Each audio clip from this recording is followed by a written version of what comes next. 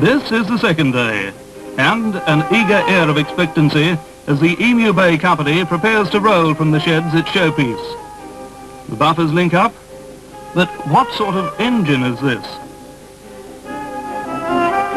Yes, it's one of the few surviving relics of the wartime rail system, a monster garratt locomotive. As garratt number 16 rolled into the station, the Victorians greeted it with amazed looks and excited conversation. This was a highlight of the 3 days, something which the Victorians had never remotely expected, one of the few remaining garratt engines in the world. As the railway buffs would tell you, the garratt is really 2 engines in one, and technical types classify them as 482, 284. The 4 denotes the front bogies, the 8 the drivers, and the 2 the rear bogies. But as the garratt is a double-ended engine, it can become quite confusing. This is an Australian standard garratt built around 1944 in South Australia as an emergency wartime design. Garratts are ideally suited to narrow-gauge tracks in mountainous country. They are still used in South Africa and India, and this design has been copied throughout the world. And this is the last of 2 working models in Tasmania.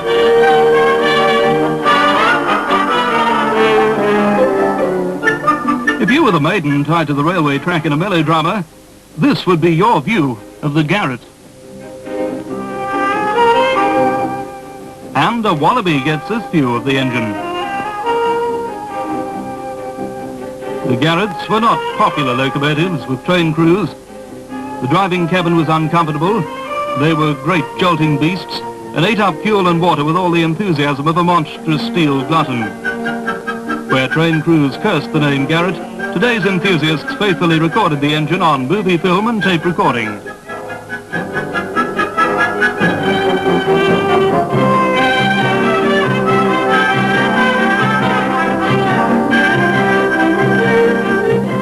You can still see some signs of the garratts in Tasmania. When they were finally scrapped, an economy-minded railway department used the big water tanks as separate units to supply water to railway camps. Rosebery, normally the end of the line for the Emu Bay Company, but this is something of a special occasion. A diesel throbs quietly at the side of the line as the garratt pulls into the mining town station. This was the first return journey for over a year for this big steam engine. The private railway company still sends goods to Rosebery, and many cars are still taken by train to this point rather than face the trip over the new Murchison Highway. Here is another highlight of the 3-day excursion, a chance for the photographers to get an exciting view of the garratt crossing a high-level bridge over a deep river gorge. It's possible no other steam locomotive was such a celebrity.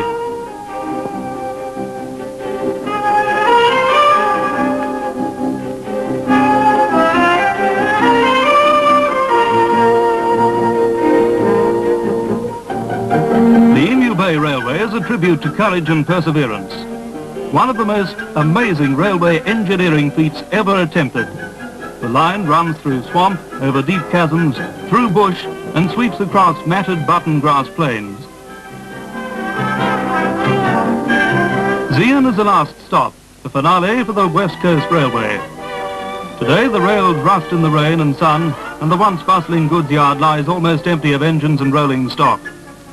Zeehan Station is a dreary expanse of ramshackle buildings with once smart paintwork peeling as the bleak westerly winds find each nook and cranny in the loose boards.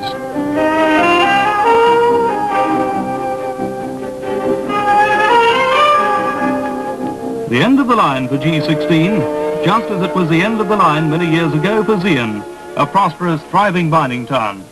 The garratt seems to suddenly feel its rudely interrupted retirement. It stands quietly leaking steam and droplets of water from many valves and pipes.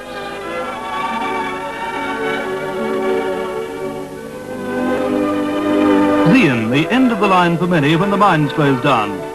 Early this century, Zeehan boasted a population of 10,000 people. Trams carrying wood for the mine scurried down its wide main street. Land sold at record price of £150 a foot. And at schools, business houses and social life thrived. Today the town's wide main street stands empty, and the few people who still remember look back on an age of silver. There's a loneliness about Zeehan, a feeling of waste and desolation. a town populated by ghosts of a bygone, virile age.